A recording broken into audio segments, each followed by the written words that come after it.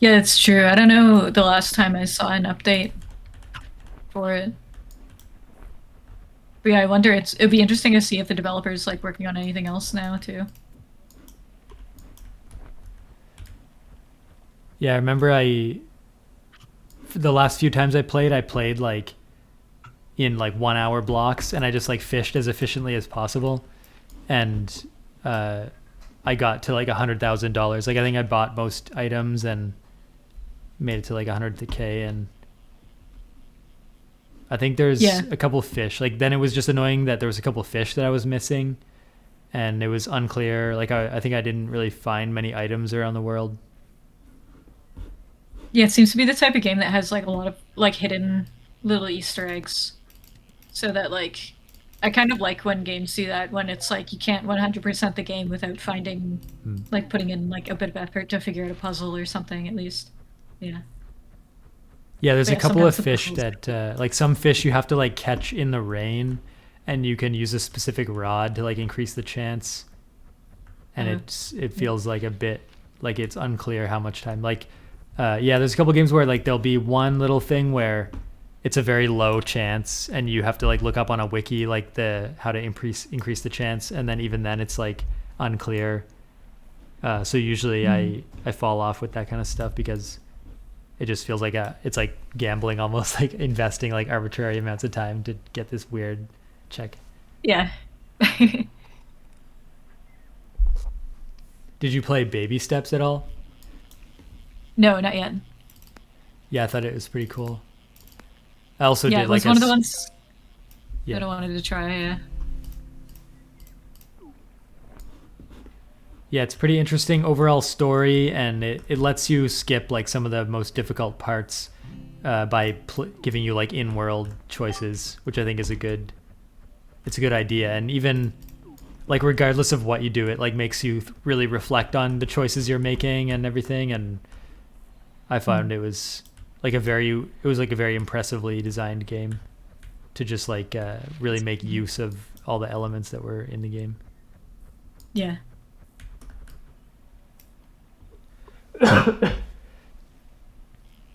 But yeah, I wanted to mention too, I've been feeling like uh, at the current moment, I feel like I have a higher stress level than normal because like I've been doing some job searching, and Mm, like I have this one offer from a company that is a fully remote position, but I've asked them to like wait a bit so I can interview with this other company.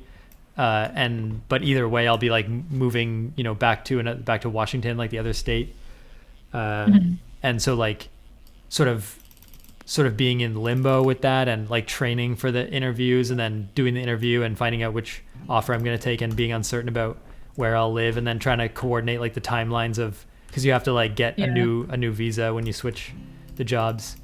Uh, all that is sort of, and then but then also 2 weeks ago I had that like dental surgery, and that's been doing well, but it means I can't do like regular exercise for a bit.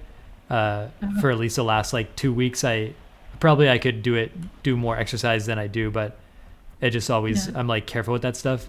So, but then basically it means like all of a sudden I stop working out for like 2 weeks, and I think that Mm, also is very like puts my body in an unfamiliar place where I pattern or have, something. yeah, like Yeah. my nervous system and stuff all of a sudden feels off because I'm not getting like regular like workouts and breathing heavy and stuff.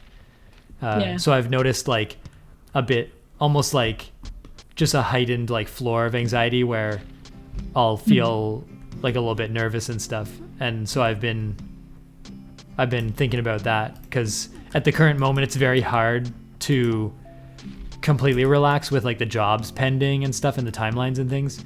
But yeah. I'm hoping like it'll only be like a couple of weeks until I sort of know what job I'm going for at least, and then I'll start making progress with an apartment, and then probably by like the end of December, hopefully I'll have like a place in Washington and be starting in a new job, and then I can once again like focus more heavily on Yeah, like like getting less back into a stress. Yeah. pattern.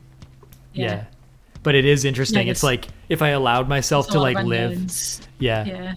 It's just interesting because I guess throughout my whole life before, like I've always had at least like stable citizenship and not really had to be on the edge of like switching between jobs, and also the moving, and like moving with Nevi as well is an interesting Right. thing where we've bring him around a bit, but like having to fly on a plane or something with him will be like an interesting moment. Yeah. Yeah, so that is like but it's interesting to me where I'm pretty aware all of a sudden like the ways I've dealt with stress in the past is just had a lot of flexibility and like not a lot of other concerns, and also doing like Yeah. heavy workouts all the time I think helps a lot for just like automatically managing. But then so now this is like the first moment where it's sort of like it's like, oh, like my level's very high and all my regular coping mechanisms are like not just automatically there at the moment. So Yeah. I've been it's like one of those moments where I realize like, oh, I don't really have like very conscious, like I'm not able to like consciously relax, or I don't Yeah. have like, yeah, it's just I've just been relying on like It's luck or yeah, I've something. had So that.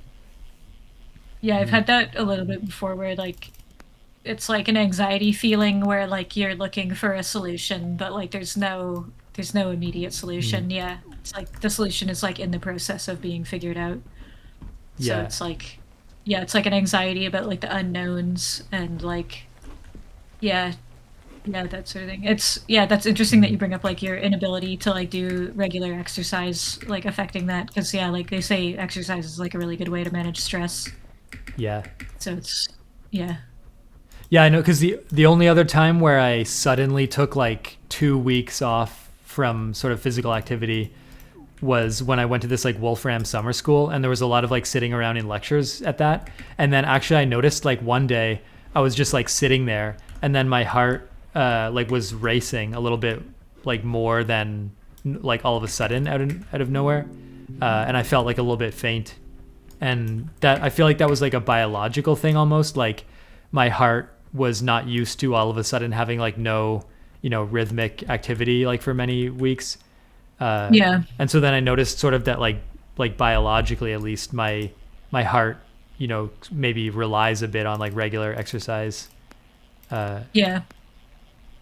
I feel like the mm, way like I've had to deal with like anxiety and stuff like that like not too recently, but like in the past like 5 years or so, like I think just like the pandemic and stuff like that, like I'm the type of person that like psychologically mm, affected like socially and like in an anxiety inducing kind of way. But the way that I've kind of like dealt with those is like more it's almost like I view it from a perspective of like analyzing or like studying like the fear in myself and like where it's coming from. And like I think it's interesting like when I'm reading like horror, like I've been more again been getting more interested in like horror movies and like horror books and stuff like that because I find them like almost more relatable now that I have like increased anxiety almost. It's like I can it's like that increased anxiety gives me like an ability to more like specifically pinpoint like where like fear is like inspired like oh in yeah. the human psyche almost and like coming at it from like that perspective I think helps me deal with it a little bit because it like gives me a sense of like understanding. Yeah, Mm, but I'm also the type of person I think that like ruminates like more than I should sometimes. So like a part of that like rumination pattern that I have, I can like contribute towards like positively like figuring out my own like anxieties or oh yeah. fears like as well. So yeah. Yeah, that's an interesting idea. That Yeah, like also on the topic of games, like just horror games give us like an experience that is going to sort of mimic, yeah, like fear, and anxiety is like a unfounded fear sort of thing, like reaction. And Mhm. so yeah, the interplay between both of them is kind of interesting. Yeah. Yeah, it almost feels a bit like if we feel like sort of a strong anxiety, like fear reaction, it's almost like it's comforting to have like to play a game that should be scary so that we can sort of feel like the reaction that we're having is matched, to something in reality rather than like Yeah. unplaced. Yeah, it's That's like like a comforting to be able to yeah, because place I it to think something. Yeah. yeah, because I think yeah, like definitely something that heightens like a fear and anxiety is like when you're isolated and you're experiencing it. So if you're like playing a video game that's like based on some of like the same type of fear or anxiety, then it gives you like almost like a, yeah, a sense of like community surrounding that Mm. feeling where it's like I'm not the only one experiencing that and like things like that. Yeah. Like I think video games and books, like basically any form of media that like explores those feelings can like feel Mm. um almost reassuring, which is kind of funny when it's something like a horror movie that's supposed to like inspire terror when a horror Right. movie feels comforting as opposed to terrifying. It's like that's an interesting thing to me. Like it's an interesting anxiety and fear response, I think. Yeah, actually, I just watched a movie called I Saw the TV Glow. Did you ever watch that movie? I don't think I've seen it, no.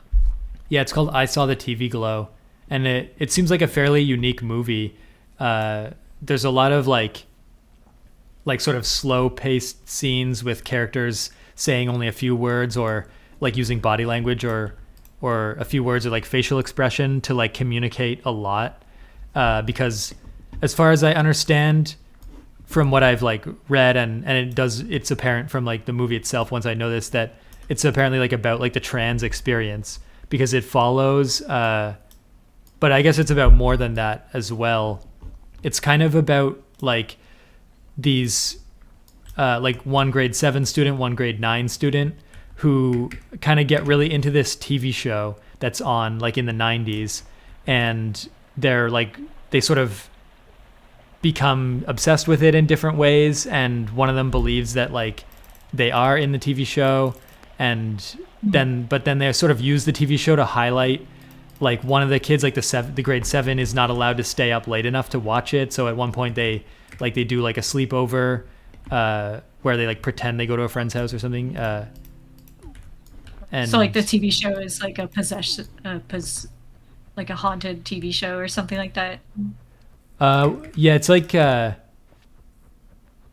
yeah, I guess the movie leaves it like pretty ambiguous whether like what is actually going on. I guess it's about like what's going on Oh, in the so mind of the people. Yeah. it's like a psychological thriller, yeah, Yeah, and or the psychological horror. yeah. And also the TV show is kind of it's interesting because it's sort of I guess like the underlying theme seems to be like if you're sort of like going through puberty in the trans experience, then you feel like your sense of your body and who you are and like you sort of have this a little bit of an identity crisis or feel like sometimes empty inside or confused about like why you're not yourself because of different stuff you're going I through. guess, yeah, it makes, I guess it sort of makes sense to have, like, it's interesting to think about that in like a psychological horror type of perspective because like it is the Mm-hmm. same, like I don't really know, I haven't done science into any of that, like, or really into too much psychology, so like I wouldn't know for certain, but it sounds like pretty similar to like where it's like you have a condition that has like invisible symptoms and like I've seen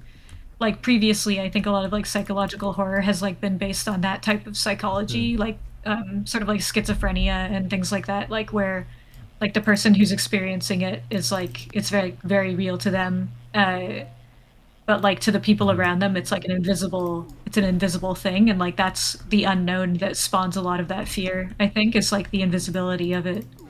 Yeah. So that's, yeah, that's like the part of it that's very interesting to me is like, yeah, just like the psychology surrounding that and like how, you know, like mediums like horror media is like it's like just an interesting way. I guess horror media is an interesting way to explore psychology, yeah, because like it's able to breach like certain fears that people have like in an understandable way or like a way that can relate them to people who otherwise would have no understanding of like how a schizophrenic person lives their life or something like that. But Yeah. like when you show them a movie where it's like this is a piece of media that shows this experience and that person sees it and they're like, but I don't understand what you just showed me, and it's like, well, yeah, like that's just a different mind's perspective maybe or something like that. Like, yeah, it's something interesting that's interesting to me. Yeah, and I guess I just sort of yeah, like it's definitely it touches on stuff that I like that I watched like some like explanations of the movie and stuff. Uh, but but I feel also it's the part that I connect with it for is like sometimes wanting to like be more like kind of being a bit obsessive or wanting to like live in a fictional universe that we become obsessed with as like a way of escaping or something. It was Yeah. funny. Someone's comment about the movie like relayed to me like through one of these reviews that I watched was someone said, if you can't relate to this movie, congratulations on having a good childhood. Uh, but I also but I feel like that's true because I understand where the movie's coming from, but I'm only on like on the edge of being able to relate to it because I feel like I had a decent childhood, so there wasn't much like many times when I needed to like escape from reality. But in more like adult life, I remember times like when I've been like more stressed, like if I read some fictional book and then I'm under a period of my life where I'm more stressed, sometimes I do find myself like really feeling a stronger pull into the fictional media or like the medium universe when Yeah. when I'm feeling like I want like something simpler and easier, or even wanting like thinking back to like my childhood and like watching Reboot or like cartoons like that. I feel like pulled back to that place whenever I feel like things are very complicated and uncertain. I feel like, oh, things used to Yeah. be like, so I associate like various TV shows and stuff with like a period of life that was like simpler. Uh, Yeah. Yeah, I think it yeah. can go both ways. Like it really depends on what people like what the perspective of like a good or bad childhood is like in terms of that sort of thing. Cause like I feel like if like like a childhood where like you have a lot of rules imposed on to you is like something that could also make somebody like fall into wanting to have their life be a part of a show or something like that. Like if you're raised to believe that like there's very certain set rules about the world and then you in your adult life find out like oh like not everybody else is living their life this way or something like that, like I feel like that sort of thing is something that makes people find comfort uh non-existent worlds that have rule sets. But Yeah. like a lot of Yeah. people like a lot of people view like that type of childhood as a good childhood, and like I would say I do too. Like I think childhoods that have like rules about what you are and aren't allowed to do, like those are good ones, I think. But it is also like if you take it to too much of an extreme and like you try to like control too much, then like people get used to that, like there has to be rules and like I have to be a part of a world that has rules that people must follow.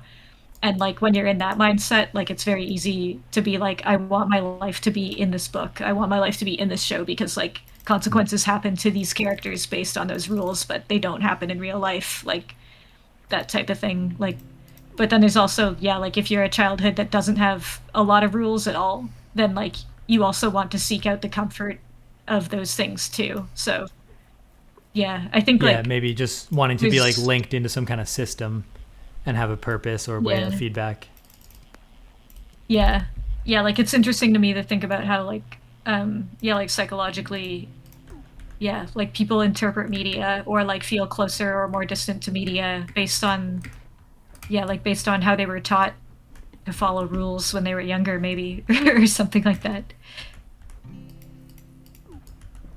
Yeah, Uh, and then I guess a big part of it is like any sort of childhood trauma, like if people had like abusive parents, or I think it's very interesting to me like the like not to like I'm just very interested in the challenges that like the trans community goes through, especially in like today's world where like we sort of know like this is just a thing, like gender and identity is like a whole spectrum, and there's no like it's very crazy to put like a binary choice on it. And yeah, then I still think so there's a yeah lot of like, yeah, like I still yeah think there's a lot of people that believe a lot of different things around it. Like, I don't think we're at a point globally where everybody believes yeah that. that's what I Like, mean. Yeah, I think like it's, like yeah, we like sort it's of very much like a cultural belief that like, yeah, like, yeah, it's a, that whole issue or like that whole mentality is like very much a cultural thing right now, I think. Yeah, and even like people have like regressed in their cultural beliefs. Like in America, it's like they're really at war with like this, like the trans identity. They're like really trying to erase it almost from history or something.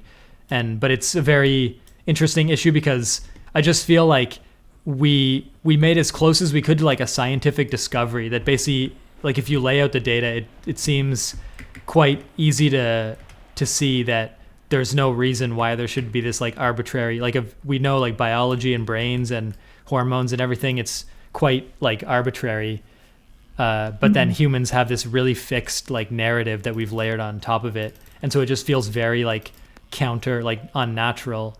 But Yeah. I and then think we there were is, like yeah. I But then think especially to there's have like Mhm. we recently had like a very progressive time where like we were opening up and like even corporations felt the urge to like support it, and now it feels like we regressed very suddenly, and so that's just a very I interesting haven't time to yeah. Yeah, I haven't really experienced any of that regression feeling or anything, but I do feel and see like that there is like a large portion of people who believe or like that like they want to like protect like human psychology as like a whole. And like there's like I think it's yeah, it's like a science thing. Like because like I said, like I'm not very like involved or like in tune with like the science of it, but like from a social perspective, it seems to me like anybody should be able to like dress or act the way that they want to present, and like that should just be taken at face value every day. Like that's kind of the way that I Yeah. feel about it, but I know that there's people that have like deeper thoughts about like the science and biology about it, and like I think that's where the fighting is like happening. But like to me as a person just like living my life every day, um it's very much like a face value issue where it's like if somebody comes up to me and they look like a woman or they look like a man, then I'm going to assume that's the way that they want me to treat them, and I'm not going to question that. But yeah, like I think the sort of fighting about it that's happening on a sociology level is like it has to do with some sort of biology science or something that's too above my head to understand at this point.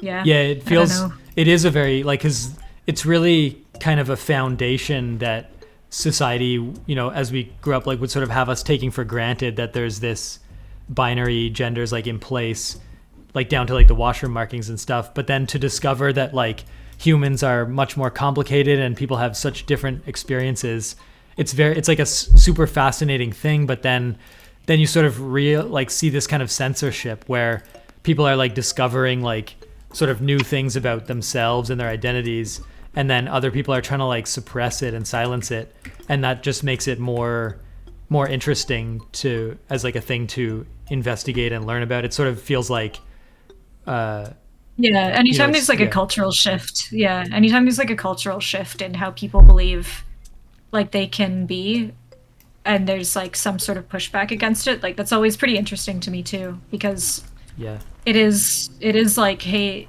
it is kind of like, hey, there's a group of humans that's very big that believes this one thing, and like what's the conversation surrounding that?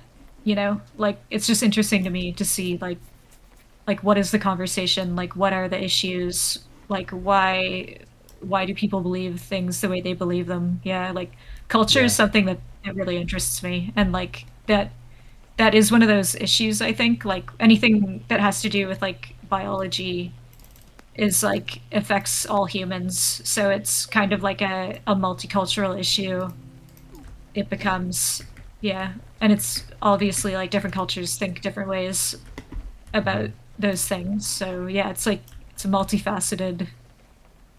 Yeah, it's one of those ones where it's Yeah. like you can think about it from a lot of different perspectives, and it makes sense and doesn't make sense from a lot of different perspectives. So it's like, yeah, it's mind-boggling sometimes, but like, yeah, it's cultural, I think. Yeah, sometimes I think too the like an interesting angle of it is like in today's world, if if someone who like looks like a woman is dressed like a woman, but then selects that they want their pronouns to be like man's pronouns, there's like a possibility where when you first meet that person and you interact with them, you break some kind of social, like a social norm you're not aware of or something. Like you use the wrong pronouns by making an assumption of what they look like, and then that becomes Yeah. like that's embarrassing.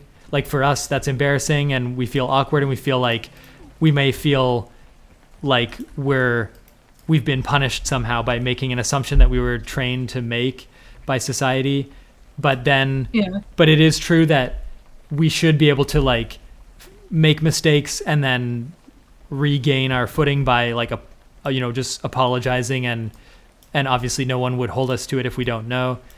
And that's, I feel like that's ideally where we would get to as a society, is everyone is just more comfortable making mistakes and then recovering from them, and not being like embarrassed or defensive or whatever.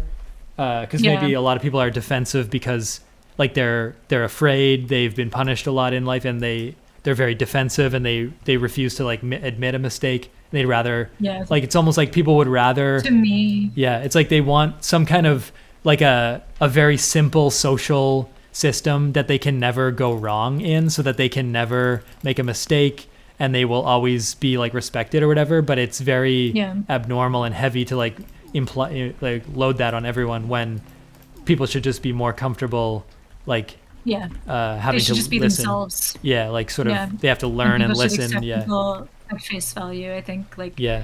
for the most part anyway, like when it's a day-to-day thing, like yeah, but um I was gonna say something else too, but yeah, I think like a lot.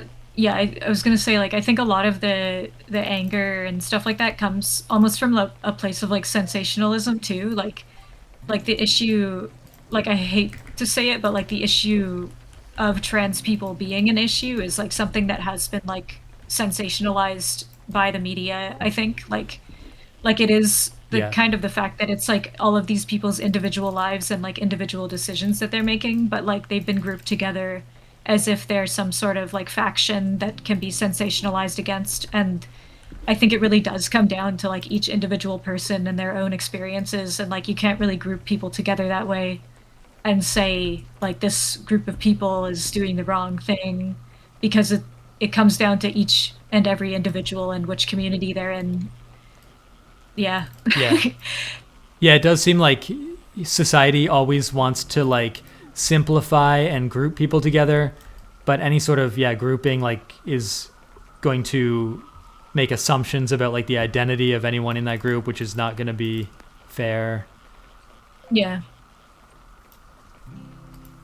Yeah, Yeah, it it's was, something that's always like the issue, kind of like I guess gender issues like interest me. So like that's the reason why I guess trans issues interest me as well, is from like a gender perspective, because living my life growing up as like a girl and a woman, like I've experienced like sexism before. Like I think most women would agree that like they've experienced sexism in their life, and like I think that like a lot of trans people that experience like hate based on gender is like there's a certain part of like women that like relates to trans people a little bit that way, where it's like this is another group of people that's experienced hate based on gender that like maybe like a lot of men don't experience in the same way. Like not like I mean you can experience sexism as a man. Like if you're a man applying to like a mostly female workplace, you could not get the job because you're a man, like that sort of thing.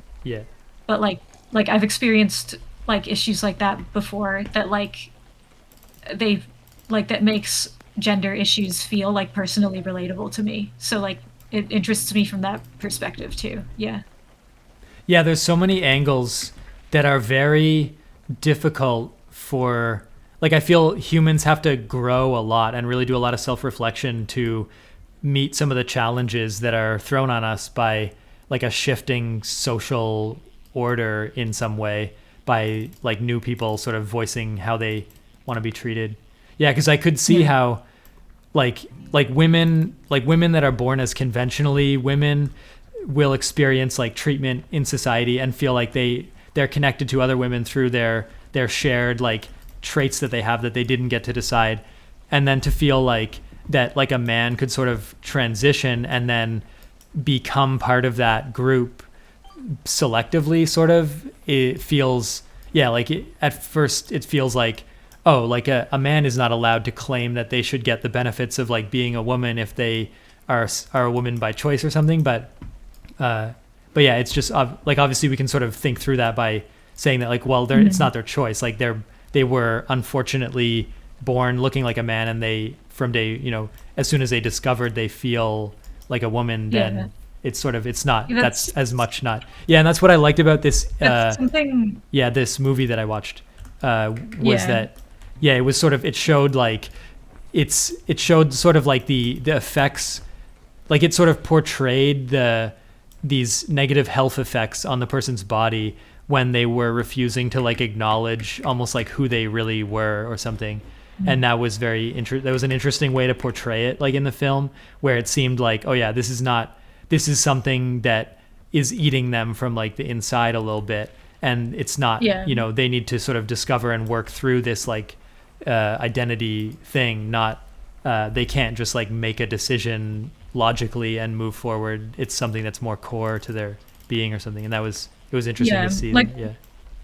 yeah, like something that like I didn't really like, there was, I forget like where I read it or anything, but like there was like one perspective that I heard that made a lot of sense to me, which was that like usually trans people who transition, like they don't gain, like there's less benefits than there are things that are against you when you do that. So like Mm. the fact that those people are making that choice to do that, um like there's people that sort of try to attack them sometimes, I think, in a way where it's like, oh, you just want to use that other bathroom because you're a weirdo or like something like that. But Mm. like the reality is that like them them living their life that way openly usually has way more drawbacks than positives, and like they wouldn't be doing it like unless they felt a Yeah. certain way inside, like, and that's kind of the way that like I've understood it from the psychological perspective of like, oh, it's something that is actually happening to them in their mind. Like that's kind of what clicked for me, for like, oh, that's the science part of it that I don't understand, is like there might be a mental difference in them that is so different that they're willing to take the drawbacks, which are way huger than the positives, like just to feel comfortable in their own body. So, like that, like when that was like something that was told to me, I was like, okay, like I can kind of see it from that perspective a little bit. Like, and it kind of makes sense. Like that if you, yeah, it's like how we were talking about like fear and anxiety before. Like it's just kind of an underlying feeling that like can't really go away. Like you feel like there's an unknown or there's something wrong or something different. And like sometimes the best way to like to analyze or explore those fears is to see if they're true or like something like that. But again, like I want to say like I don't do any of the science parts of it, and like I just try to understand it for myself. Like I like understanding culture, and like I like understanding perspectives that make sense, or like try to understand perspectives surrounding those things. So Yeah. like especially when they have to do with gender issues, because like I feel like gender issues have like affected and impacted me personally. So it's like one of those things where it's interesting to try to get a better understanding of like how the human brain processes and understands those things. Yeah. Yeah. I feel a little bit like sometimes I feel like selfish where these other groups of people experience like very traumatic things. But for me, like, it's like, oh, cool, I get to watch like a very good movie because it's based on something very traumatic and real that like selfishly, like I didn't have to face myself, but I get to sort of watch like a good piece of art because it came from a place of like people undergoing like trauma. Uh, Yeah. so I feel like sometimes it feels like it's kind of weird that like I get to sort of watch a good movie, but yeah, I guess hopefully it's helping that community by me being exposed to like their media makes me more understanding of that community, and then if that happens to everyone, then that community actually does benefit. Yeah. Yeah, like I said before too, I think it's like individual as well. Like yeah, I haven't looked into it really enough to know like if one if one piece of media like that would be like applicable to the whole group. Like yeah. Well, I But I always guess try that's to true with any remind piece of myself media. that like Yeah. even if no matter how much it was, it would be up to every individual to say does this thing speak for them or not. So Right. I wouldn't. Yeah. Yeah, that's something I also worry about is like, if I say this movie is about the trans experience, then it's sort of like I, who am not a trans person, like I'm Yeah. saying Like you could something be when, angering a group yeah. of trans But people that that's don't what's believe that difficult is or like, something. Yeah. yeah, it's sort of like in today's world, I don't even like I want to talk about the movie and what I think it's about, but I almost like don't have the words that can convey like a politically correct way of framing it. Like you have to Yeah. caveat it so much. So at some point, I sort of I feel I like I do that a lot in yeah conversations though, so that might be my fault. Like I do try to caveat and play devil's advocate and stuff a little bit, yeah. At but some it's point, I from just like sort a of yeah yeah. yeah. Like if Yeah, it's like I from a place of yeah wanting to have understanding though. Like I want to have the best type of understanding that yeah I can, and like I feel like that's the only way to do it is to like constantly question or like constantly play devil's advocate and be like what about this? What about that? yeah, Yeah. and like with different audiences, like if we have sort of me and you have like an understanding, but then if we were like talking in front of bigger and bigger audiences, we would have to like choose our words like more carefully to not be misconstrued. I feel like that's the internet in general is like everyone's posting on the internet all the time and everybody's taking everybody out of context, and that's what's leading to like this incredible like people are worse at communicating than ever because nothing is in context anymore and no one has like a mutual Yeah. understanding. uh, Mhm. but I feel Yeah, I feel a little the bit like pushback, who's yeah yeah. yeah, people are trying to like lock down and like make everything like militant or whatever to address that, but instead we should just be like way more understanding and compassionate. I feel like that's the other way we could handle all the misunderstandings.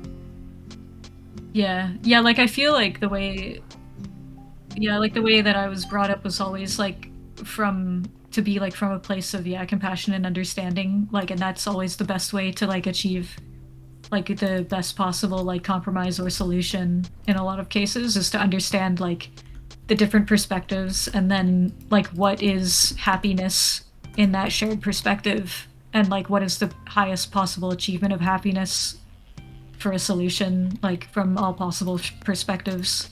Yeah, But yeah, there's definitely like people that are parts of groups that don't want to do that and like if they care about only happiness for just their group, which like is not always a wrong thing, like depending on where you're raised and who's around you, like that can be the healthiest thing for an area to say like no, definitely like these are the laws and like you can't even think this way. Like sometimes that's healthy just depending on where you live and like what's occurred in your area and stuff like that. But yeah, I think the way that I was raised anyway and like the people that I was around growing up with, like it's always been from a perspective of like try to hear people's voices and like try to understand where people are coming from because like everybody does have their own individual lived experience and they are going to like live their life according to that, so it's important like to be a successful human group. If you're grouped together with people, then like you need to understand who they are and like where they're coming from. Yeah. yeah, and then from the selfish angle, it's like just more interesting too, like a more rich and interesting world for our own like our for our personal entertainment to like learn about other people rather than just like dictate how they should be to not surprise us or something. Yeah, sometimes, yeah, like I feel for me anyway, like it's difficult for me to tell people what's wrong or right to do for themselves because I don't know, like that's just how individual I view people's experiences. Like it's sort of like how do you decide what is right or wrong for a person to do? Yeah. Yeah, I guess I was thinking of like how like a lot of people just naturally like conform, and then you have to Mhm. like almost communicate to them that they don't have to conform to like motivate them to show their true self. And that's when it gets interesting is when they sort of communicate like their unique things that Yeah. yeah Yeah, like I think it can be like yeah, I think it can be like a good thing, but it can be a bad thing, like depending on like the community like you definitely don't want to be like trying to like unindoctrinate somebody from like a healthy community when they are like successfully fitting in and like being themselves in a community. Like I feel like that is like something that angers people that like it's like when people feel like somebody is being like taken from them or like taken from a community that it was successful or something like that. But then that's also, yeah, like I don't know. That's like another cultural thing, I think, or a cultural perspective maybe. Yeah. Mm.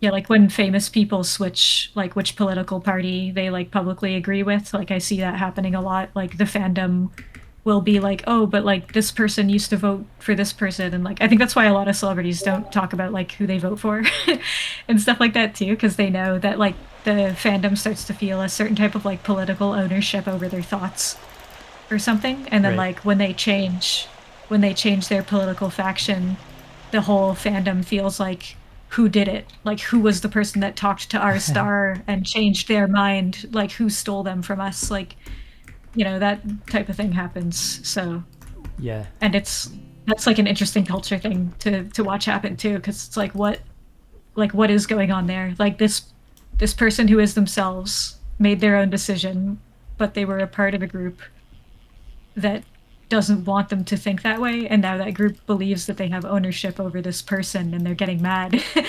Yeah. Yeah, there's kind of adjacent to this, like the idea that like we think we sort of like we know one version of famous people, like we learn about their public persona, and then yeah, like they're privately they have all these ideas and they're like a deep human being that like we sort of come to believe that they're whatever they've shown us, but then they suddenly Mm. change and we realize like our understanding of who they were was incomplete because they are like a whole person that has a private life. And Mm. yeah, it's reminding me of there was this like unfortunate event in the chess community recently where like a GM, like a 29-year-old grandmaster, like passed away like earlier this month, and Oh. and then I wasn't like I'm not really following the chess community anymore, but I was just playing chess on Lee Chess, and I started seeing all these articles about like the games of this person and how they're the Shakespeare of chess, and I was like, oh, they must be doing well. And then one article was like the life, like it was sort of the title indicated like they had passed away and this was a reflection on their Oh. life, and I was like, what, like Yeah. they passed away? And so then I was like watching a couple, because there's like Gotham Chess is a fairly well-known like YouTuber that covers chess, and so he sort of reflected on like what the situation was, and then like Magnus Carlsen gave a statement, and I've seen like information from other angles, but essentially what seems to have happened was there, like with like chess being on the internet, sometimes there's like these very complicated like cheating accusation scandals that occur because people are playing like over the board. People have like, there's so much technology these days, you don't know if someone's cheating even like in person over the board, but certainly like online there's like cash prizes and stuff, and so people will Yeah. people will sort of get And very defensive about their ratings and they'll accuse others of like cheating, yeah, and so well, that's like been, yeah. it gets to a point where people base their whole lives and careers on it. Like when you're a grandmaster at chess, it feels like that's kind of your Yeah. persona. So people put a lot of stock in that, I think, which Yeah, like and is right.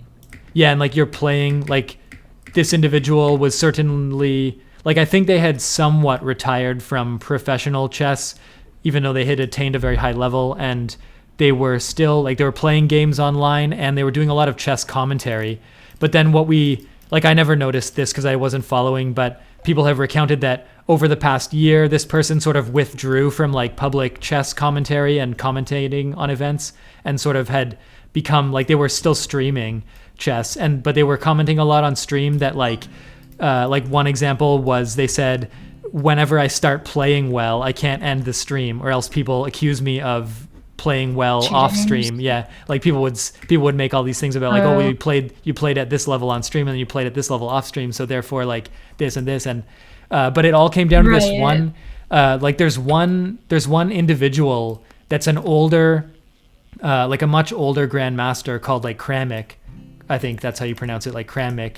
And they people believe that they're kind of going off the rails and becoming like a bit mentally questionable about like very rigorously like accusing people that are probably clearly not cheating about like cheating. And then this person, this grandmaster like Kramik, has like followers that are like this grandmaster will ban anyone who disagrees with them and cultivate like these followers that will go out and attack and like harass like anybody that's accused of cheating.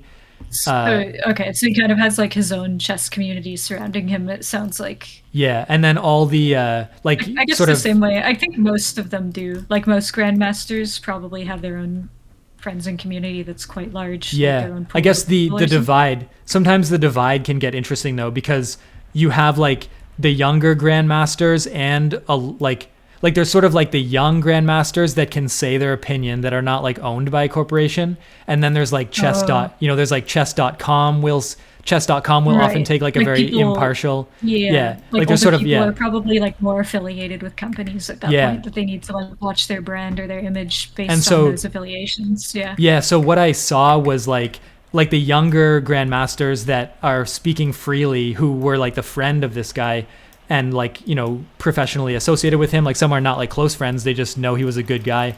They're sort of Yeah. saying like Kramik has really overstepped and he's really driving people to like mental issues by accusing them of cheating, and it's like very disrespectful in the chess community, and it's very uh, like it's very Yeah. dangerous. It's dangerous, and Well, I it's would say something that like, should be like yeah, addressed. like Like yeah, yeah, like a lot of people view chess as like one of the original like logic games. So I think like when you get like very, very good at like basically what people are viewing as like kind of like the mecca of like logic game or something like that. I'm like struggling to find a better metaphor or yeah. something like They it's think because yeah it's they like sort of yeah because they it's I guess such a yeah culturally ingrained like old game, like people, yeah, people feel like very, very seriously hurt when people accuse them of cheating at that, I think, because it's almost like a religion. Like it's like saying yeah.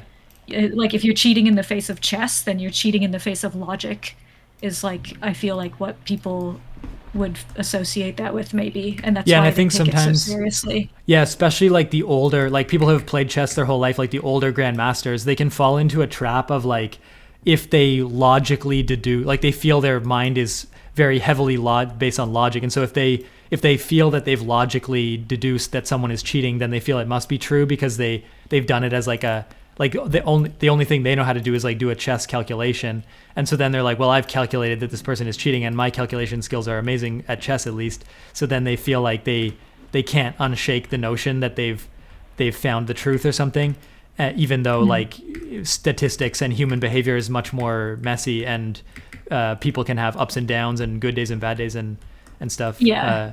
Yeah, like the fact of the matter I think is that people are gonna cheat at chess. Like it's gonna happen. Like to think that nobody would do it would be silly, but I think maybe there could be people that get very in their heads about it too. Like because maybe, and like I don't want to point fingers at like anybody in specifically, but like I feel like that could be like an ego issue or something. Like if somebody has built up their ego on being the best at chess and like they know that cheating is going to occur because it is like a factual Yeah, statistical thing that it's going to happen, then somebody who's like very built up on their ability to play chess like might start to get very in their head and like experience, yeah, anxiety and fear about people cheating against them or just cheating in their own community because they don't want their community to be associated with cheating so badly because it's such a serious game. yeah. And this sort of unfortunate like death that was like, and but I guess I should say that it's fairly apparent that the person who passed away had a great reputation and very likely was not cheating. And I think that the any sort of things are like baseless, and it's all related to like this Kramik guy just having like grudges because he's done it with other people as well, accuse Mm. people of cheating that are like kind of baseless. But this sort of thing comes in the wake of a guy. There was another GM called like Neiman or something who who provably did cheat when they were like 16 years old I think was the old, like they cheated at 14 and 16 online. And then chess.com showed the records and proved like statistically this person was like cheating at that age. But then later in life, they became a GM, and people sort of then They there was used that some against question. them or Yeah, something. they sort of that came out, and they were like, well, can you really trust that this person is no longer cheating if they cheated provably when they were younger?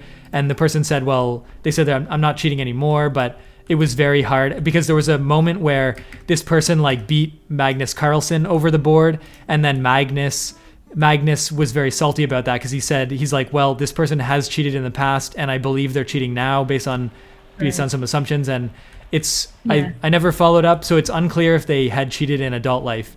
But certainly like it didn't help that the person was very like unapologetic too. Like they were like refusing to like apologize for any sort of past cheating or whatever that they've done. They sort of felt like they're like, I deserve everything I've gotten and you should not question me. And Right. so it was so that sort of happened. And but this was interesting that like in this case, Magnus Carlsen said he personally reached out to, like before the person passed away, he reached out to them and supported them and said, I believe you're not, you know, I don't know if he said it in so many words, but he said like, I believe you're not cheating. I think I'm on your side, and it's bad what Kramnik is like doing to you. But then Magnus, in a statement after, he said he kind of regrets not publicly standing up and defending. But then he said he didn't really feel he could stand up publicly because of the past, because Magnus had accused that other guy of cheating in the Just want to past. be like associated Yeah, with he the felt. cheater. Yeah, he felt like, what's it gonna mean? You know, if I get involved, I don't want to publicly. But then he's like, in retrospect, I probably should have, because it led to this or whatever. And so that was I think fascinating to me too. Yeah. Yeah. Yeah, But then like I think it's yeah. it's interesting just because I mean, like we know, like I think Magnus Carlsen has came out and said that he's cheated before as well now or something too, or I thought something like that happened. I don't know. I'm not. I not never like heard about really that. into the chess Maybe in a community, minor, so possibly. But yeah, not yeah, in a like big way. Yeah. yeah, like I think yeah, like cheating in logic games and stuff like that is also something that's kind of interesting to me because I think the people that do it, like they then have a certain amount of like insight into what's going on when other people are cheating, and it gives them like the ability to recognize it better. Like you almost want to have people like the Neiman guy, like you almost want to have him be a part of the adult chess community, like even though he has like cheating patterns in his childhood past or whatever. Like I think because he has like an increased ability to know where the minds of people that are going to cheat in chess are going to go, and like even though he has like the thought patterns of somebody that might do that, like that's somebody that you want in the community because then he can identify people that are cheating faster probably. Yeah, Like would be if he can sort of something that yeah. if he can like atone, and apologize and convince people that he's changed, then he can. It should be important that people can regain their good reputation by having good behavior. But it's sort of, if somebody, unfortunately cheats, then it's on the individual to like do the rounds to sort of regain their standing. They can't just like expect to be, which is a difficult. But then, so the final piece of the stuff that's interesting to me is chess is governed largely by like an institution called FIDE. And FIDE manages the ratings, and they manage like who is the world champion. Like they run that tournament. So that's like FIDE is this organizing body. And just like any sort of like, it's like kind of a shadowy, like, sports organizing body that's full of like older, like people that were around when chess was in its heyday, like in the old era. And so the people that run FIDE, they're very like slow moving, and they're not willing to sort of be flexible and like make changes to the guidelines of the community, for example. For example, a thing that happened in the past was Magnus Carlsen saying that like whenever he defends his world champion title, he has to do so like over a week of like 8-hour games, and that's extremely taxing, and he's got to train for like 6 months. So Magnus Carlsen was saying like, let's make the world championship like 15-minute games. But FIDE was like unwilling to budge on that, and so that's why Magnus Carlsen like stepped down, and then someone else like he left his title like undefended. Someone else they had a match to decide like who's the new world champion, because Magnus kind of retired or stepped down without defending. So that sort of showed that like FIDE is kind of not really moving. And then in this case, the sort of bad thing was the FIDE, I think it was the FIDE president, after the death, made like a post where they said, like, if people thought this guy who passed away was doing bad, essentially they're like, maybe his friends should have like checked in with him more. And so they it's almost like they were like blaming the guy's friends for not being good enough friends, and then totally overlooking the fact that like Kramik is on this like accusational unbased like spree to like damage the guy's Right. reputation. And Like so it was it so, yeah. sounds like Fide is trying to distance themselves from being a part of the chess community itself when they are the ones who are running chess. It sounds like Yeah. they're like, oh, maybe this guy's community, and it's like, what are you talking about? This is the chess community. You run the chess community, Fide. What are you doing? Like, that's a little bit the way it sounds like to me. I don't know if that's again, yeah, I'm not part of the chess community, so I don't know for sure. But Yeah, and like, in yeah, this that case, sounds a yeah. little bit like that to me, where it's like if you're the one running the events and the community and like you're gonna be all like happy chess, then like you gotta be happy chess. You can't be blaming people for that sort of thing. Yeah. Like And it does this seem is a it's like another thing responsibility where, of the culture. yeah, Yeah. it's like if like a duty of running the community is responding to the needs of the community and like protecting the community. And but Fide is really like, Fide just wants to like hand down the rules, do what they want, and then also side with like the old, you know, Kramik is like an older GM, so it's like they're sort of siding with like the old school GMs that are a bit like not altogether there, and they're a minority. And then there's like the younger, on like chess is now online, chess is on forums, and you know, things are more complicated and moving and fluid, and Fide is like very rigid. And so there's these moments where we sort of we feel that like there's sort of been a call for like a lot of top GMs to like maybe sign a petition and say we need to address these issues of like certain bad actors in the chess community that are harming people. And it, you know, and they were sort of thinking like until such things be addressed, maybe pro players should like withdraw from tournaments or something to put pressure on Fide. Yeah. So it's another one of those Well, I mean, situations. if Yeah, it's it's like, yeah, yeah, there's like because these it's like if the old, yeah. society surrounding it is dangerous, then why would anyone want to be a part of that game? You know, like Yeah, or like only the yeah, bad, you know, only the most privileged could survive in the community. You know, like the vulnerable community members would be pushed out, which is bad.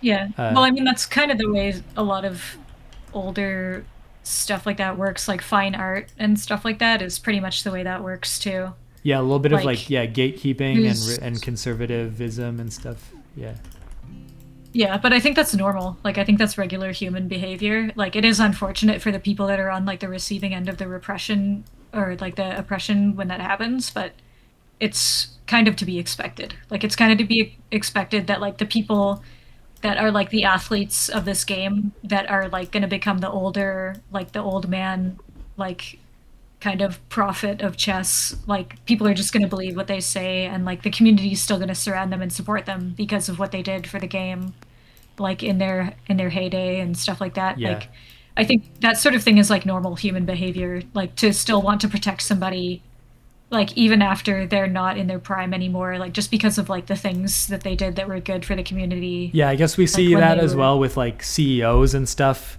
Like CEOs now working against the worker, but since they made the company, sometimes it's like, well, we owe it to them or whatever. And but yeah, it sort of reminds me that like sometimes we just expect like the people in charge will make decisions that are good for the people under them, but it feels increasingly like if chess is going to change, it's going to be like the players on the bottom coming together and creating the change. It won't like, we can't rely on these like older institutions to just like modernize and do the right thing for the people these days.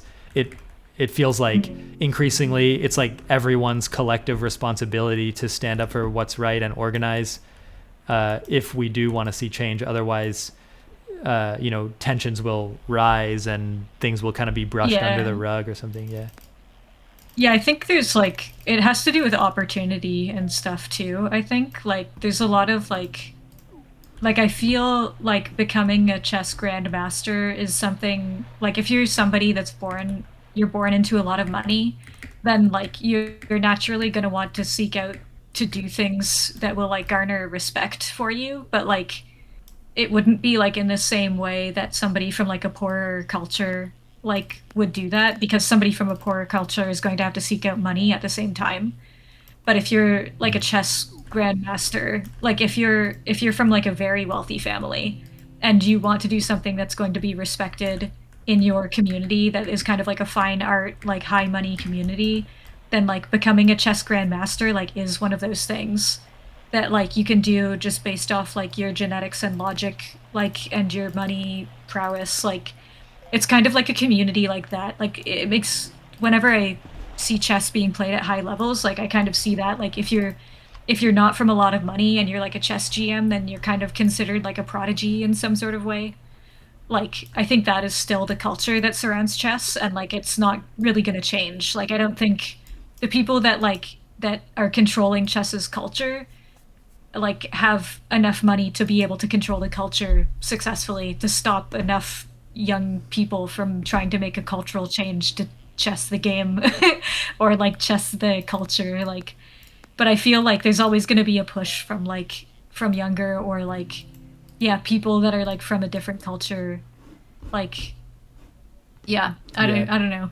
Well, organizing Like is interesting because it always is like chess relies on people buying into like the whole system of tournaments, and like if the majority of people want to do something else and organize, then the majority of people will like go somewhere else, and there's like things to stop them from doing that. But it is very powerful. Like if enough people feel a certain way, then things like sort of change. Like money can slow it yeah. down, but money can't really stop like the like people just walking to a different place or Yeah. Yeah, yeah. like I think there is a way to like sort of, and I think like with time things change in a way that everybody's comfortable with too. Like the way that people were acting when they were playing chess 1,000 years ago isn't the same way as they act and they dress now when they're playing chess with each other, but everybody still respects each other and like respects the culture that they're in when they're playing chess still. So I think it's like it's Yeah, like a there slow change. yeah. Yeah. There is funny like there's been instances where like Magnus Carlsen wore jeans to a game and was like kicked out of the tournament because he's like, oh, I forgot I was running late. I'm sorry I wore jeans, but I'm gonna go change after the game. And they're like, no, you have to change before. And he's like, well, I'll miss the game. And then they kicked him out of the tournament. And it's sort of like, Yeah. it's like, okay, I don't know, I'm not. It's like players do wear suits to tournaments all the time for some reason, even though they play in their pajamas. Like, and it's like maybe we Yeah. could let this world champion wear jeans once. Like, it's not gonna. Like, I think the more damaging thing is kicking a good player out of a tournament because of one like excusable thing, and it's sort of like it's like these Yeah. weird But there's like these that's weird moments where yeah. it's like the institution just has an idea of what they want. Yeah, like I think Yeah. for people that are like the people that are logic minded that are playing chess like at that level, like it is about the rules for them. Like and wearing the clothing is like a part of the rules for them. Well, I So don't know, it's but like yeah, in this case, it's sort of. I feel like a lot of it's a bunch of his friends that are at the tournament, and it's really yeah. just like And he the was like president considered running the the best at the tournament. world. Yeah. Yeah, like I Yeah, can it totally come see yeah it from that too, but like it feels like yeah, there's a money chess culture that like that really values cultural control, and like when they can like exhibit the cultural control to the extent where they're preventing the person that's best in the world from doing what they're best in the world at, like that's something that they're able to display as like, hey, like we still have power and like we still have control, and like even yeah your best guy can't do his job because we say no. Like yeah. It's that sort of means like a little bit something of to a them power trip. on a logic level that like makes sense. Like in human psychology it does make sense, I think, Yeah, but even I if haven't it's studied like enough to know. it's funny because Yeah. like maybe I would be more in like the chess community would be bigger perhaps, and I would be more interested in it if they were more like accommodating. But whenever I see stuff like that, it's like maybe I just won't follow chess anymore. And so it's Yeah. almost like their But I think desire to like have yeah. ultimate power does give them less power overall, than if they were just more more open or I mean, I something. think yeah, like I think it gives them more power, but just like over directly the group that they want to have power over. Like basically anybody that is saying like, yes, I will wear dress pants to play chess is like, say like agreeing that they want to be a part of their rules and they want to be like have that control displayed over them. So Yeah, I it's a think good point like actually. Yeah. yeah, like it's something that you have to agree to, and like yeah, it makes sense, I guess. Like Yeah, it's a cultural thing, Yeah, I I was think. just momentarily thinking uh, like if North Korea became a good country, it could be a bigger country, and the Well, like, okay, you know what yeah. I mean? Like the Like, we're just, leader. well, like, yeah, but I don't want to use the word good. Like, I don't want to use the word good in But I that. mean, if they did, like I know what you if mean. they I know made what you like mean. a, Like, yeah, like good in this, or yeah, I guess it's like they can, like if they were less of a yeah, dictatorship, essentially, like or in our just, yeah, minds. Yeah. if they sort of like did things that made more people of the world want to like go and live there, then they could have this more profitable, bigger company that essentially be like a bigger empire. But Right. the But it's from like their the perspective, interest, like they don't yeah, want that though. they just Like, and want, yeah, it's like I I think have my this, little yeah, group and I have control, and that's good enough. They just want like control of their bubble, and mhm. they don't want to make a bigger bubble. Like they would want a bigger bubble if they could have, they want the biggest bubble that they can have absolute control of, and they would not make it bigger if they had to sacrifice any amount of like control or something. Yeah, Yeah. seems like it. But I mean, it does make sense to do that to a certain extent too. Like if I was in charge of a sport where like people had to come and physically be in person and do things in a group together, then like I would want to have artificial rules as well that people have to follow just so that everybody is like comfortable that people are going to follow the rules in that space. Like I think there's a certain amount of like comfortability that it gives people when like they are in a space physically with other people and other people are like following a certain set of rules. Like it makes them feel like a part of the group and like they will do what the group wants to do and like there's less like Yeah, danger, I guess. Like yeah. yeah, it's very these days. I feel like there's where humanity's being tested in the ultimate way of yeah, spaces need rules to make them like safe, but how the rules are enforced is such a nuanced and like case by case, and it can be very expensive and time consuming to like apply every rule fairly so that everyone Yeah. feels like in agreement. And we see sort of like another uh yeah, I guess we can end in like shortly, but another Sure. whole situation is like, I don't know if like I randomly saw at the recent like TwitchCon, there was a lot of like there was a lot of popular streamers, like people, there's a lot of popular streamers now, and a lot of them were at TwitchCon, and there's a lot of like fans that are maybe becoming a bit more unhealthy relationships in terms of the way they like their parasocial a little bit. Yeah. And there's a lot of like there's a lot of streamers that are smaller that are like live streaming and just wanting to get like they just want to harass people and get reactions out of them for their own personal stream, Mhm. like clips and stuff. And so Yeah, it's there's a some lot of weird stuff like going on in Twitch. And I guess the thing that happened was like Twitch apparently was decent about like having metal detectors and security and guards everywhere. But the question is like the thing that they were kind of blind to was all of these people walking around and like harassing streamers and everyone else to get like, you know, views on their stream or whatever.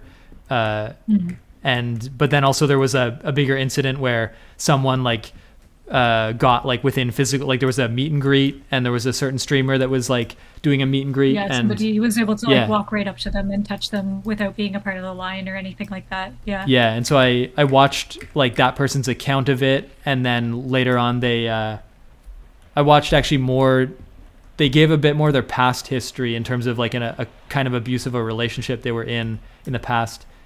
uh and that as well, that's sort of another example of like what, you know, what do the rules have to be and how can they be enforced, and if something bad does happen, how do they make things right, and how, you know, how should the person be tracked and punished if necessary, and how should the streamer be given like maybe immediately more support or something that they need to make them feel like this will be monitored to not happen again, or, you know, or if it does happen again, like what responsibility does everybody involved have to do what. Yeah.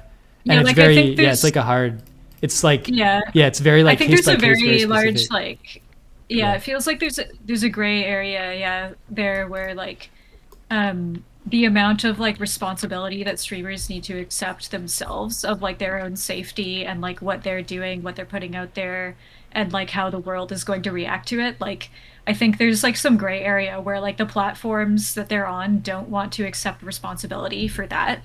And that's like totally legitimate. Like I think that's a legitimate thing because the platforms don't really have a way of verifying like who is streaming or like who they're hiring like Yeah, I totally guess completely. there's an Like interesting this, parallel though, yeah. where And there's still like there's mhm. HR issues that happen between people in regular companies too. But like when it happens on a platform where their whole business is socializing, it becomes like a bigger, more grand and like more open issue because people are willing to talk about it for the business perspective of it as well, I think. Yeah. Yeah, I sort of see the parallel though, where like if someone was getting like harassed on Twitch, and like maybe even before maybe this has happened, like someone passes away or is getting harassed, like it's a very clear parallel to like what happened with this GM, where there's like an organization that like a lot of people are like, well, there's harassment happening via the platform, and the platform is not exactly dealing with it. And maybe even like in the case of FIDE, they don't seem to be willing to make any changes even after someone passes away. But in Twitch's case, I wonder, like it's sort of, they have a choice of like, do they make the changes that the community requests in order to like do their due diligence, or do they take like a hard line and say like, it's like, well, if you want to be a streamer you just have to take it or something, and then you push Mm. out certain members of the community, or like the people that helped build it, you know, get pushed out or abused. And Yeah. it yeah, it's very like, it's another moment where it's like, I guess, you know, like maybe streamers have to sort of organize themselves and come together to enforce or to put pressure on the platform to get them what they need, because the Yeah. platform wouldn't like spend the extra money and time of their own goodwill when there's no competitors, and when Twitch has like you know, an iron grip on the streaming industry, they Yeah. can sort of set whatever. And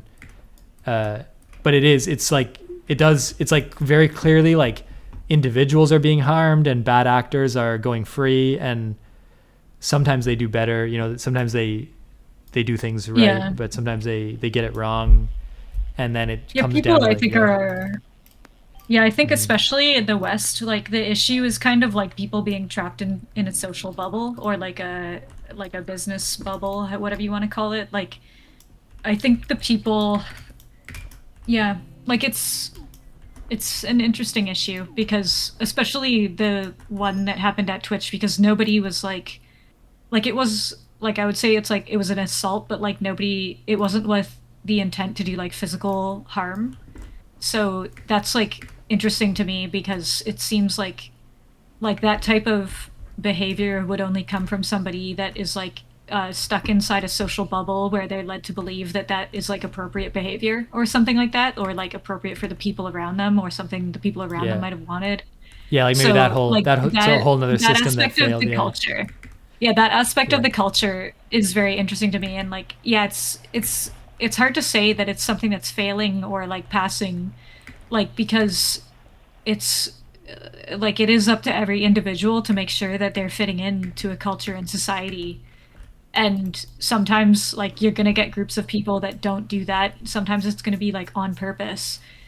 um and it's like how are you like how is anybody supposed to decide like when it's a platform that's an open social platform that is supposed to be like intended for groups of people to come together to socialize, you're going to end up with groups of people that have like different ideas, and it feels like there's going to be groups of people that are led like into the belief that like sexual assault or just physical assault of any nature is okay if it feels good to them. Like Mhm. it feels like those are like the types of bubbles that could start to appear. And like that I think is something that like somehow like human nature needs to try to control itself so that like we can still have fun experiences and like you know like we can still have things like TwitchCon without having to worry about like somebody ruining it for everyone. And it does come down to like when people start to think about it that way, and when I start to think about it that way too, it does start to feel like, okay, who is ruining it? And sometimes like depending on the culture, like people will blame like a certain gender, or like people will blame, yeah, basically like a certain gender for like why are women here ruining the time for the gaming space. Like that's a perspective that I can see some of it coming from. Yeah, they like But I think simplify and yeah. yeah, but like I think that is also bubbled thinking where like they're not like because like I experienced that type of thought too. Like and that's the interesting thing to me is that like women in the gaming space has kind of always been contentious and it's becoming like a physical safety issue and it's I think it's always been a physical safety issue too, but it's something that like the community really does need to come together and decide like okay like we want to be a group of normal humans and that it involves and includes women like yeah. Hmm. I don't know Yeah. like I'm sure and I've seen like assaults and even deaths like that have happened because of abuse like that happened to men like on streaming platforms too like I've seen those recent cases as well Hmm. and like I think that's also a gender issue too like I think like that a lot of thoughts that people have that they're bubbled into like has to do with gender and what it means to be a man and what it means to be a woman and where it's okay to be a man and where it's okay to be a woman like I think that has a lot to do with it and it's interesting it's just interesting to me to speculate and to think about and like it's kind of it's like a little bit of like a morbid curiosity because like these are people that are having their real lives affected and like it is something that we're discussing so it's like a little bit of a morbid curiosity I think for everybody that wants to be interested in it and like that affects people's mindsets too yeah Yeah. Yeah, it sort of feels like for me a little bit I feel like looking at the most difficult situations to parse out gives us insight into like how can we make humanity work overall if we can solve the issues of these very like flashpoint communities where like things are very intense and yeah stuff, then maybe we have some insight into just how can we better like yeah manage just people interacting in general in large numbers. Yeah, and I think sometimes like there's communities like that where like it's not it doesn't have to be about like dismantling a community or like or shutting down a community. Like sometimes it can be just being hands off from that community too. Like if there's a community that wants to have its own beliefs and do its own things, then they can do that and like maybe the best thing for them is to be left alone, but like if they're bubbling people into a place where they feel it's okay to attack other people, then that's inappropriate, Yeah. on a human nature level. Yeah. Yeah, like from a yeah, like I guess yeah, there's like toxic environments, like people are not well educated, not well developed like as they grow up, and then it leads to like these communities and stuff that are kind of misguided. Yeah, but I think always like I always think that the right way to deal with that sort of thing is just to be friendly, like be open and friendly with whoever you come across. And like eventually that openness and that friendliness like will reach them and they'll understand like hey, like the reason I'm being accepted into the world is the same reason that I should accept other people. And like that's where kindness comes from, I think. Yeah.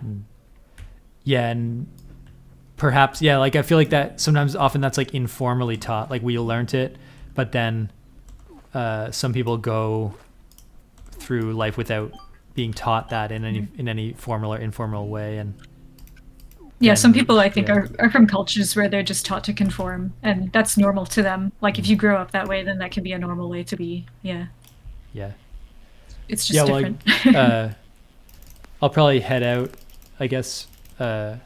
These are interesting like uh popular issues that were, or not like popular, but Yeah. like top of mind issues that we're discussing, which are pretty interesting.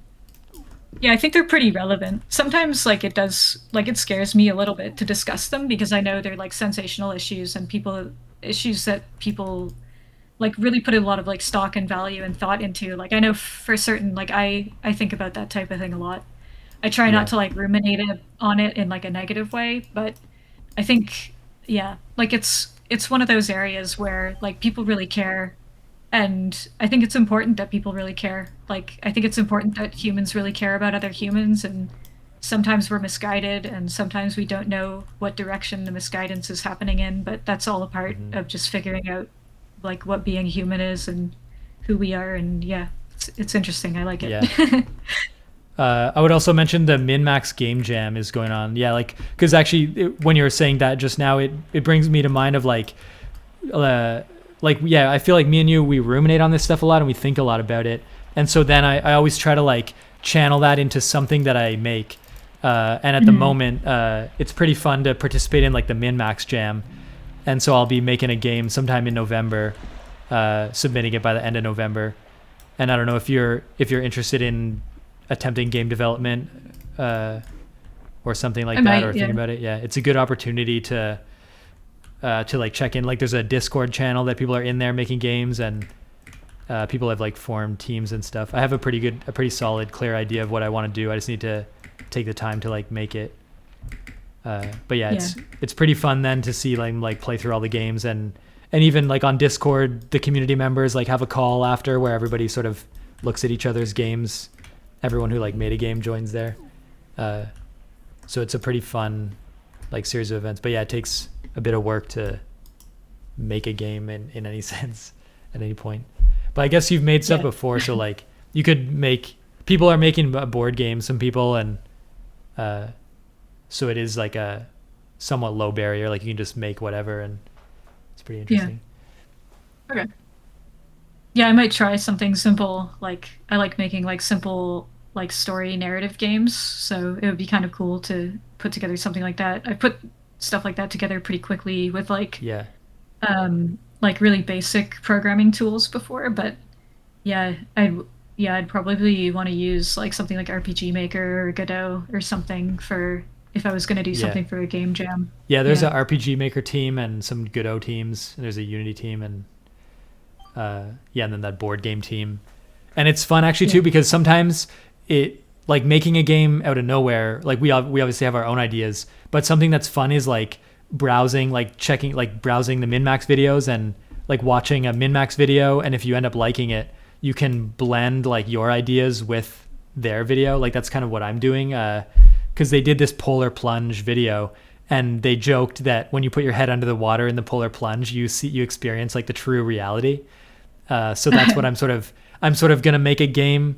Like when you go underwater in my game, it transitions from 2D to 3D, and you end up Oh, cool. attending, yeah, and then you go attend a concert at a club called Polar Plunge, where like I'm gonna perform like a hip hop song that will be in the game, and maybe I haven't written the song yet, but I'll try to write it in a way where it talks about like what is the true reality, and like you know the day to day when we go to our job, or like our personal thoughts, or this min-max community. Like is min-max the true like reality, because it is fun and it's wholesome, and maybe like you know is that when you dunk your head into the water and you Right. uh so I feel like Yeah, it's like I'll, taking you know, the yeah, I'm gonna like plunge into weave together. reality.